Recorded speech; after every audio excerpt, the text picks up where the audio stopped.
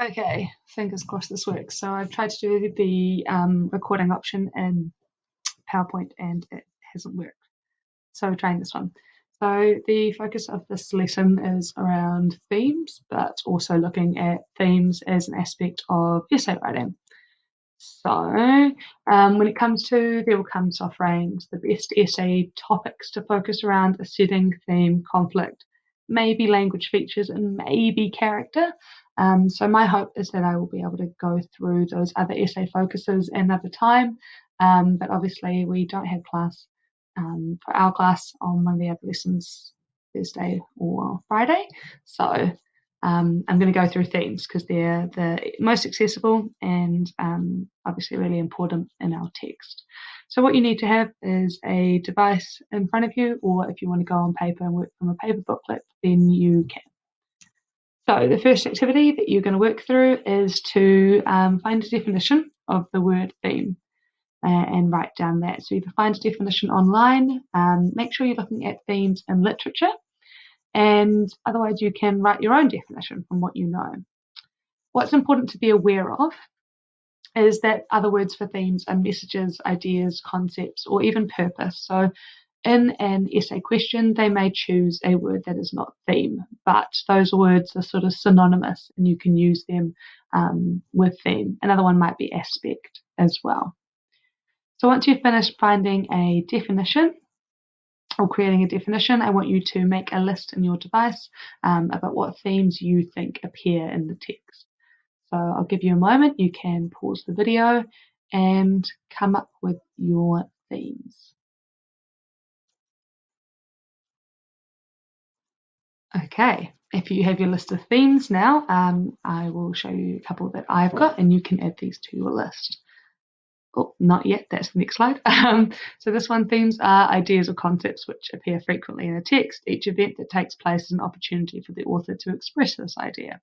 So if you haven't got a theme definition, that's one that you can put in there. So themes, why we talk about them, why we analyse them, is because they're intended to provoke thought, reflection, and or feelings. So we look at them as an opportunity to discuss what appears in the text and also link it to our world around us. So that's where themes are really important.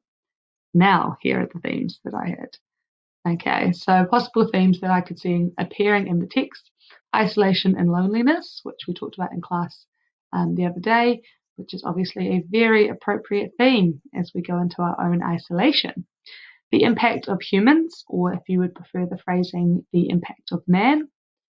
Dystopian futures, which refers to the concept that in the future it is dystopian due to things that we are doing in the present, in the current. So dystopian futures looks at what is going to happen in the future if we continue our manner at the moment. The conflict between man and technology. So that obviously counts as a conflict, which is an aspect or an essay focus, but we can refer to that as a theme as well because it is very prevalent. And finally, the power of nature. Okay, so what you can do is add those themes to your list so that you have the ones in front of you and then these ones that I've come up with as well. They might be phrased better or you might just like them a little bit more. Either way, you should put them down. Okay, once you've got those down, here are the tasks. Here's what you're going to be doing for the next 15-20 minutes. So what I want you to do is to choose 3 themes. So these can be from the list above. You'll see I've got 5 there, or your own list or a combination of both. And what you're going to do is write a sentence which defines or describes that theme. Okay, it can be in the text or in a general term. I'll show you an exemplar of all 3 tasks in a moment so you can see what it looks like. Then once you have chosen your 3 themes, for each of those themes, you go back to the text and find 2 or 3 quotes that show that theme. Okay, so ultimately, you'll have 3 themes down there and you'll have 6 to 9 quotes. 3 quotes is the best because if you're doing an essay, it's a starting point for that.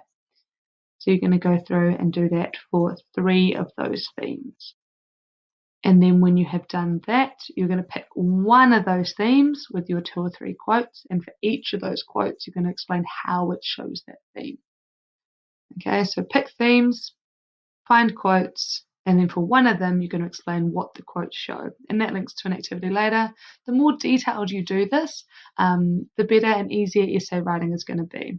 Okay, so when we get back from our break, that is the intention, is to move into some essay writing. So making good notes now will help you. If you don't know where to find quotes, go back to the text itself, or you can go back to your visual text quote grid thing where you've got some quotes there for you as well. So before you get started, what I will do is show you an example of this on the next slide so that you can kind of see what you're doing. Okay, so I've chosen the theme dystopian futures because I think it's kind of tricky. So I thought I would unpack that a little bit. So dystopian futures, this is my description of the theme. This theme refers to the possibility of what could happen in a dystopian future. It covers the elements of technological development and human impact. So by looking at the theme of dystopian futures, we can comment on what could happen, why it's happened, what it would look like, and also reflect on how that shows the humans in the previous time and what they were like. So one of the quotes that I would choose for that is this one here, which is about the first third of the text. The house, it should say, not he house. The house stood alone in a city of rubble and ashes. This was the one house left standing. At night, the ruined city gave off a radioactive glow. That's the quote I've chosen. I've used this in a future activity, so good to know that I didn't proofread. And it now says he house. Anyway, this is my explanation of the quote. So this is the sort of detail I expect you to be doing for your 2 or 3 quotes. Remember, 3 quotes is better. Don't be so lazy. What else are you going to do? So this quote shows the theme of dystopian futures as it paints an image in the reader's head of the physical lay of the land during this future. It further reflects the theme as it shows a physically ruined world from the impact of man. The radioactive glow alludes to a nuclear explosion and reinforces what could happen if man continues to seek power and development in such a manner. So I'll come back to this when you are writing your own explanations and your own definitions so you can kind of see it modelled. So that's what you're going to be doing. So those are the instructions again. So you're going to choose 3 themes, find some quotes for those 3 themes, then pick one of the themes and explain the quotes for that theme. And you're going to explain them like that. So take a pause. That should probably take you about 15 minutes minimum. It might take you a little bit longer depending on the detail that you go into. Shouldn't be taking you less than 15 minutes though, so do it properly. So pause the video and then come back for the next exciting task. Okay, next exciting task. Putting it into practice. So I did say that we are working towards an essay paragraph on essay after our 2-week holiday. So we're going to use this topic for now, for today's lesson, to work through. So I've just put them into colours to reflect what we did in the previous lesson when we looked at how there are 2 parts to the question. So the question that we'll be working at is describe an important theme in the text and explain why that theme is important to learn about. So to recap to you, describing means looking at all the information that we had on the previous slide, basically. Your keywords would be in there to show your description. You describe the event, not just the quote. You then provide the quote, and you're trying to state why the quote shows the theme as well. That helps to describe the theme. To explain the theme, you would use those keywords.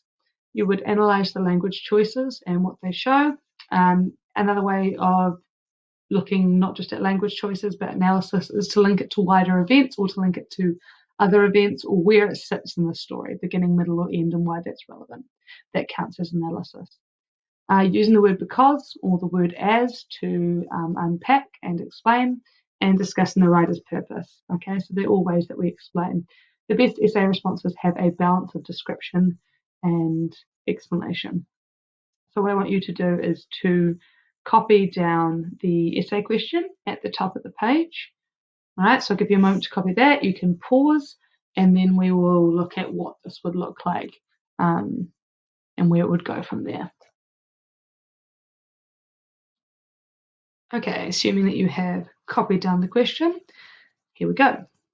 So To unpack this further, it's important to think why a theme might be important to learn about. So that's the second part. If we go back, the second part of that question, why it's important to learn about. Okay, so you need to think why it would be important to learn about. If you don't address the why it's important and you just say it's important, you're only addressing half of the question, right? Which is only this bit here. And you're not going to do this, so you're not going to do it as well. So I want you to take a moment, write down why you think a theme might be important to learn about. I've told you they are, but why do you think they would be? Okay, once you've paused that, have a go, and then we'll come back and talk about them. So, why might a theme be important to learn about? Dun, dun, dun. So, a theme is important to learn about because it might make us reflect on how we interact with the world around us. The events which show the theme could prompt an emotional response, and you could discuss the feelings that they provoke. It connects with the real world. Okay, we talked about how we can include that, but by linking it to the real world, it reflects the fact that it's not just literature. It puts it together and it makes us reflect on it further. A theme could be important because it teaches us something about human nature and how humans are and how society is and how we interact. And finally, this is what I've got. You might have had some other additional ones. It is thought-provoking. Okay, so a theme is important to learn about because it provokes thought and makes us have, intellectual philosophies and reflections. So what I would suggest is you take a moment to pause this and write those down. And then we will unpack further and look at an exemplar paragraph.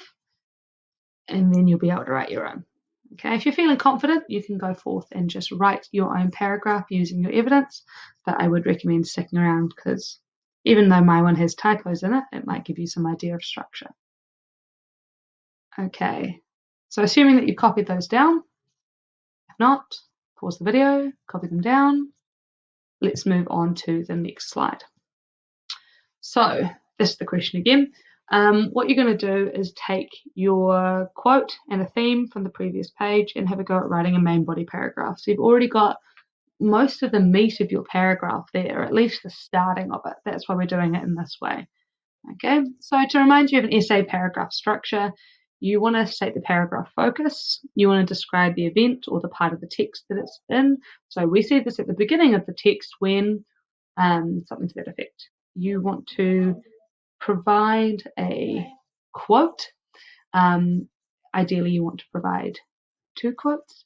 You want to explain how the quote shows the theme. That can be a short statement, but it helps to add to the description and it kind of also helps to add to the explanation part. So it helps to lead you into a more balanced response. You want to explain why the theme, as shown in that event, is important to learn about.